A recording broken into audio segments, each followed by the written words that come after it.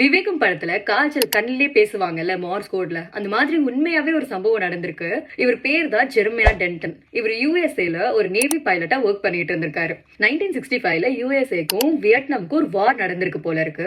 அப்ப US military போர்சஸ்லாம் எல்லாம் plan பண்ணி வியட்நாம் அட்டாக் பண்ண போயிருந்திருக்காங்க. அப்போ நம்ம டென்டனும் கூட ஹெல்ப் பண்ணியிருந்திருக்காரு.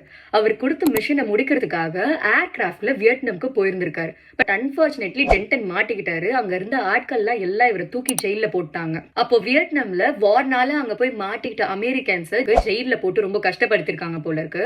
பட் வெளியில அப்படி எதுவுமே காமிச்சிக்காம நல்லா ட்ரீட் பண்ற மாதிரி சொல்லி இருந்திருக்காங்க. அப்போ யூஎஸ் கவர்மெண்டால ஒண்ணுமே பண்ண முடியல. லேட்டர் என்ன பண்ணிருக்காங்க, ஜெயில இருந்த அமெரிக்கன்ஸ் எல்லாம் ஒரு இன்டர்வியூ எடுக்க வச்சிருக்காங்க. இவங்களும் எல்லாரையும் உட்கார வச்சு ஒருத்தவங்கள இன்டர்வியூ எடுத்திருக்காங்க. அப்ப நம்ம டென்டன் என்ன பண்ணிருக்காரு, இதுதான் கிடைச்ச சான்ஸ்னு கண்ணாலேயே பேசியிருக்காரு மார்ஸ் கோட்ல. மார்ஸ் கோட்ல என்ன சொல்லியிருக்காருன்னா டார்ச்சர்னு சொல்லியிருக்காரு. எங்க உள்ள தப்பு தப்பா நடக்குது அதை மாதிரி சொல்லியிருக்காரு.